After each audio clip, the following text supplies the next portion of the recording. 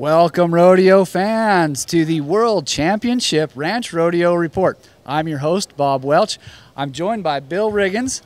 He is this year's World Championship Ranch Rodeo top hand judge. Now, he's got to look at all these guys here in the Amarillo Civic Center. There's somewhere around 130, 140 guys riding, and decide who is the best cowboy, or let's just say who had the best weekend of all these guys. Bill, how do you manage that? Tell me what you're looking for.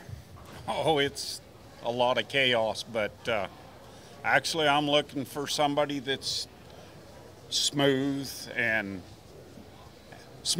aggressive. I don't need somebody that causes chaos, but yeah, just somebody that's smooth, understands how to read cattle, and has kind of an instinct to be at the right place at the right time.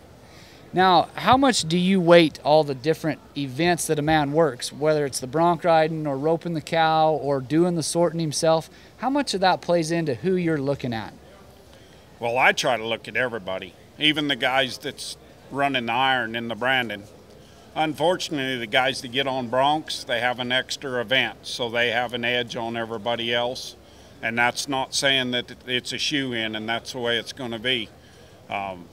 I'm just looking for somebody that's come to town as a team player, that come to help them win a world championship. I want a team player, somebody that's not too flamboyant, somebody that runs right under the radar, but's always in the right place at the right time, thinking. Man, that is cowboy. You know, our friend Tom Morehouse says a good cowboy knows when to ride up and when to shut up. Yeah. And that's a good description of what it is. Now, Bill, you're a personal horsemanship hero of mine, and in the past you've been able to judge the top horse here as well. Now this year they've got it split up. You're just looking at the cowboys. But tell me a little bit about judging that top horse and what those requirements, what you're looking for in that. Well, them horses need to be broke.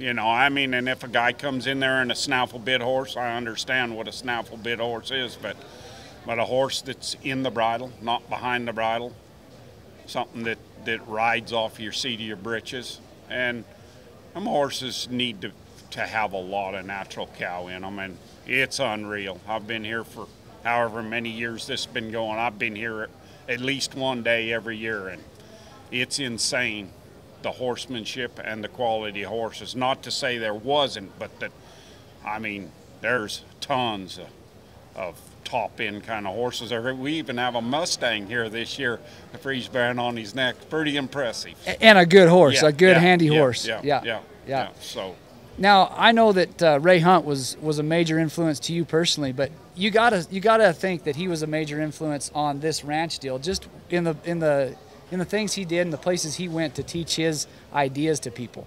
Oh yeah, it kind of backed off of the force deal and started kind of thinking like a horse, and it's changed. I mean, Ray would be real pleased with how much influence he's had over everybody, and I see it everywhere because he changed my life.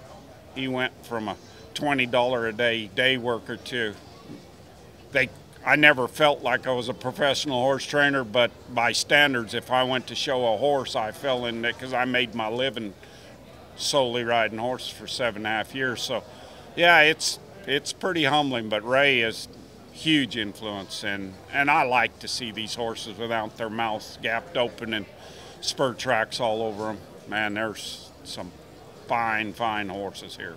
Yeah. Well, that's for sure. Well, Bill, I really appreciate you taking the time to visit with us, giving us a little insight into what you do in naming that top hand and what the other men are doing to name that top horse.